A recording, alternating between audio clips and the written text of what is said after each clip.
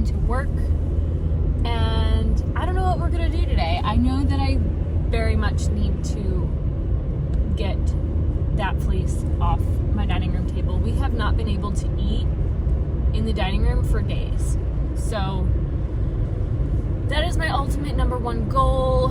I also still do want to go to Ace Hardware. Oh, that's the Dick's Sporting Goods.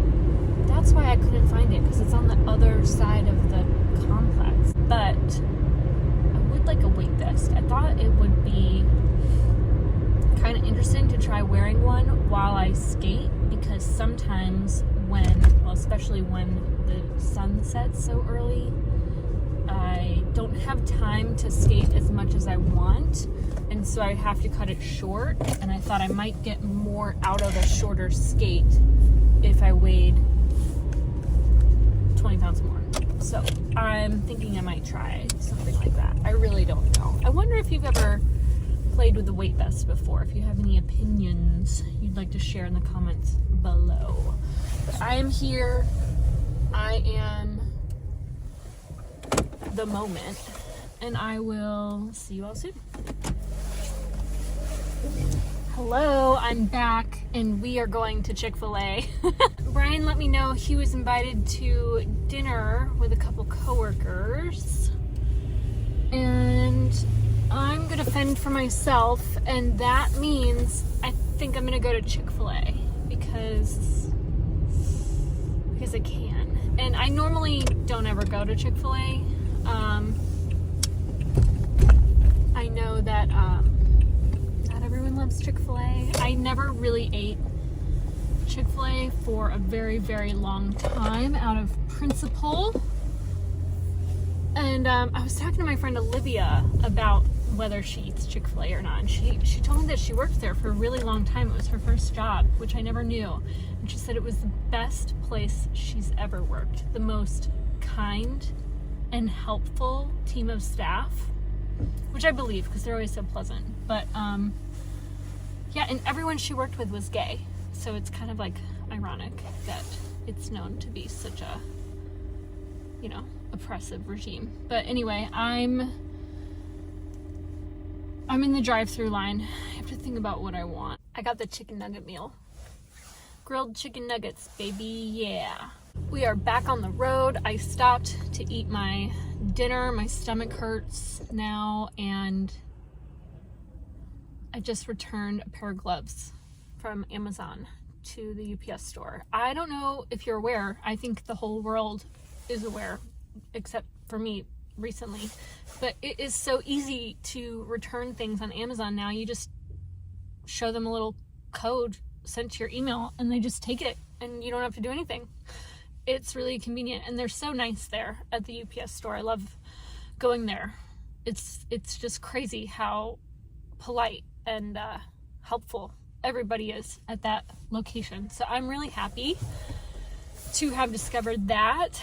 And what are we doing tonight? I think I'm gonna go to Ace. I think I'm gonna go to Ace Hardware. I think that we're gonna go to Ace Hardware next, and then we're gonna go home and pick through that fleece, and I'll show you how I store my unwashed fleece. Oh, I was thinking about telling you a story.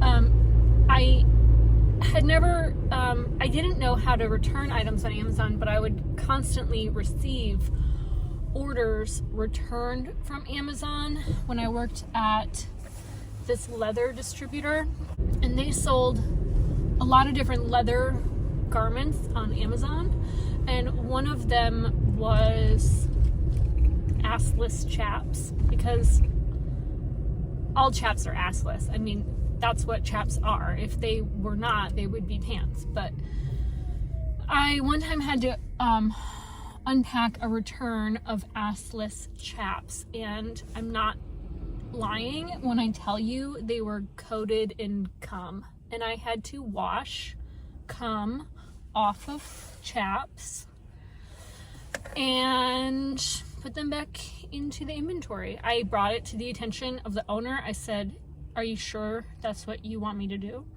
And he said yes. And I think he was very uncomfortable because he was a devout religious person, But yeah, that's what he had me do, and it felt very illegal. And then I knew I didn't really want to work there anymore. So thank God I don't. When the yoga studio closed, my coworker started a candle company, and they have all of his candles inside of Ace, which is really exciting. They don't have my seasonal soap. I was too awkward and fearful to record inside of that store. It's really small, it's very old, they have a ton of stuff, but they have had a lot of robberies in the past, and so they have a hired security guard. And I don't know if you have Ace hardware stores by you, but they and I love this about Ace, they have a lot of staff scheduled at all times, so they are watching you.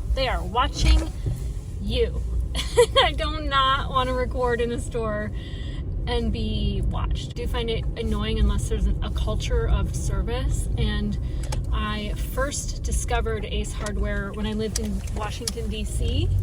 And the people were like so helpful. Like there was a person in every aisle, and they were like, "Is there anything I can help you find? What are you looking for?" And it's just like customer service to the max. You don't get the same level of enthusiasm in the Baltimore stores, but I think that things have just changed in the last 10 years. You know, people be tired, you know, nobody has energy for that, unless you're like extra or of a different generation, I think. But and I say that because I'm that extra person. Like when I worked in retail, I learned that for me, the easiest thing for me to do for myself was to be on people. If they were in my store, I was talking to them. So I get it. I get the game. Ace Hardware haul. I picked up a new bag of black gold. We have 3 open bags of this. That's how frequently we buy it. And I'm just going to condition the soil with that when I plant my shrub out front. I also bought Brian his favorite brand of worm castings. This stuff is the bomb. It is so concentrated. It is the same price as this big bag, but this bag has a lot of filler. So this is it. And then I bought some holly tone for my shrub. And then right before I was about to check out, I found the soap I've been looking for, and there was 2 left. So I bought them both because it was my intention to get 2 of them. It just so happened they were the last ones. And I kid you not, when I was leaving the store, 2 people walked in, and the husband says to the wife, "What ones are we looking for, dear?" And she says, "Pine and geranium." And I knew she was talking about this stuff because who else sells geranium anything? I don't know. It is time I sit down again and continue sorting my merino fin cross fleece.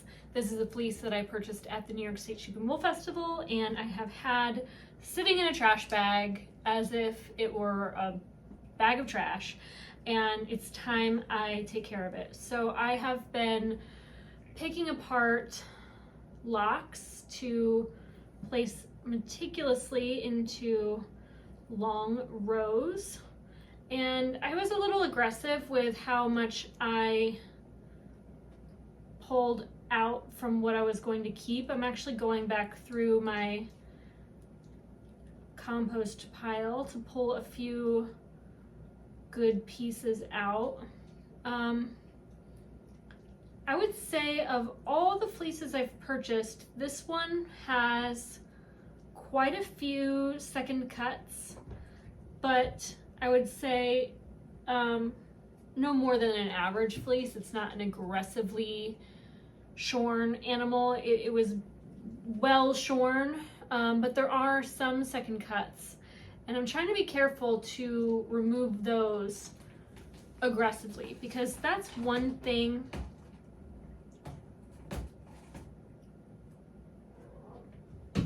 You might hear my cats in the background. They were, this is where they live, so they're gonna make noise, unfortunately. But I forget what I was saying. I think my point was that second cuts, like when you can't even see them sometimes, they are so small. And I know I just dropped one on my pile, but they can be a bit of a menace when you are preparing fiber to be hand combed. You want the most organized fiber possible. I try to never allow it to shift out of its very much aligned form. There's no point in it being any other direction.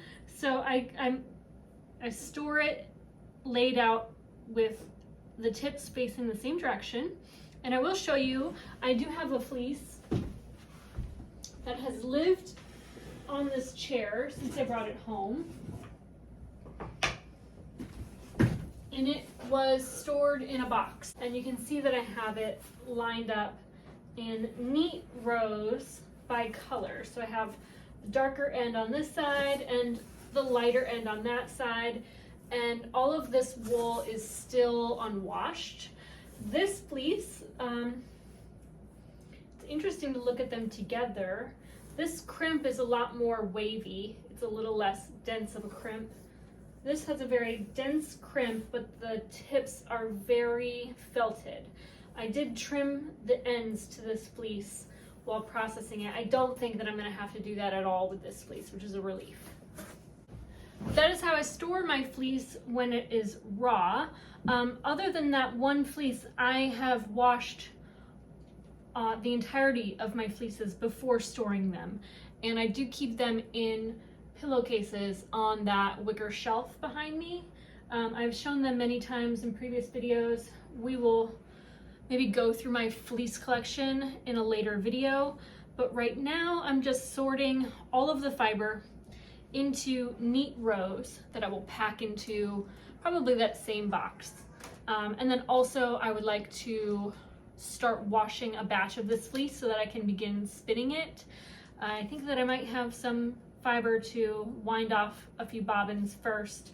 I'll probably just ply them together so that I have some free bobbins for spinning. But right now I'm just going to continue picking this apart. Sometimes I'm putting a piece in the compost pile because it might have a shorter staple than the majority of the remaining fleece. And then if I come across that a lot, I will keep the cleanest parts and put them aside, and I will prepare them in a woolen method with a drum carder. So I'm gonna start that pile now, but I will pick out any hay or chaff that I come across in that process, because it's a lot easier to remove the vegetable matter on hand combs than it is in the drum carder.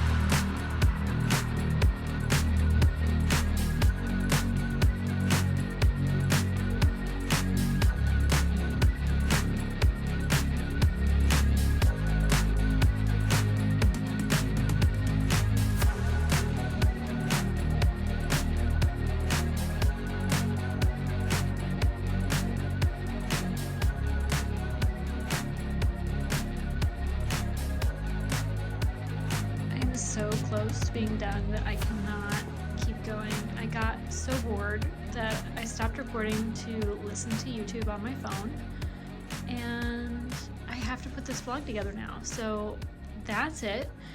I hope that I will see you soon. If there's something that you want me to cover in my vlog series this month, let me know in a comment below. I'm so glad that you're here. Thank you so much for watching. I hope you have a wonderful day. Take care.